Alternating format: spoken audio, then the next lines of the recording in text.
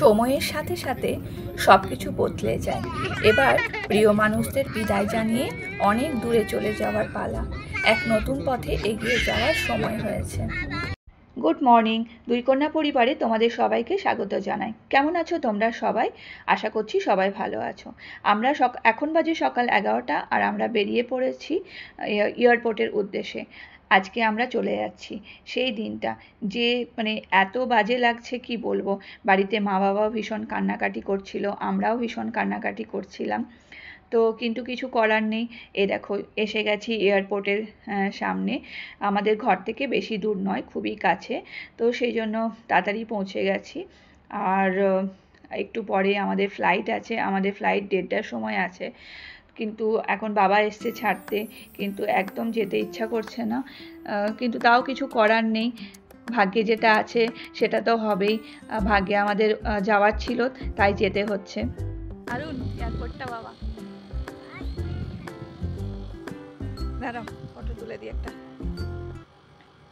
বাবা দাঁড়াও, ওখানে দাঁড়া। হ্যাঁ রেডি, টাকা। বাবাও এয়ারপোর্টে অনেকক্ষণ ছিল আমাদের সাথে। আমার তো খুবই খারাপ লাগছিল বাবাকে ওরকমভাবে ছেড়ে যেতে। তো লাস্টে আমাদের সময় হয়ে গেল, তারপর আমরা ভিতরের দিকে চলে এলাম আর বাবাও চলে গেল বাড়ির দিকে। ফটো ফটো ফটো এসো আমার সাথে এদিকে।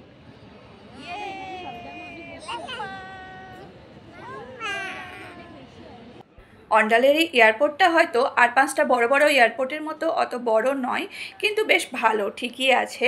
অ্যাটলিস্ট ঘরের কাছে তো একটা এয়ারপোর্ট আছে, তো সেই জন্য সুবিধাও হয়, আমাদের বেশি জার্নি করতে হয় না।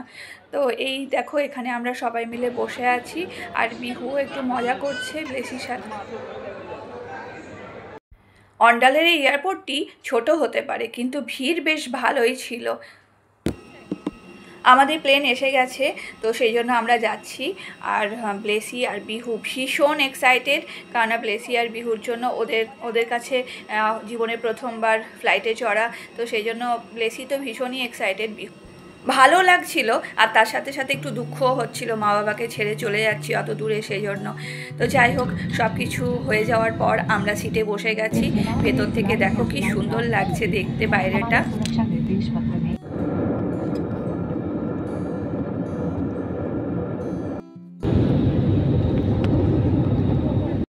ফাইনালি আমরা বম্বে এয়ারপোর্টে নেমে গেছি আর আমাদের লাগেজগুলো আমরা নিয়ে নিয়েছি। এবার যাচ্ছি বাইরের দিকে, ওখানে ক্যাব বুক করা আছে।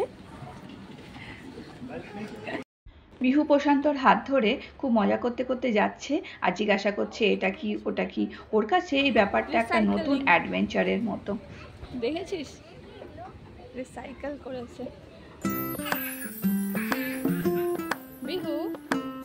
বিহু তো এখন বুঝতে পারছে না আমরা কি কোথায় গেলাম, কোথায় এনেছে বাবা আমার।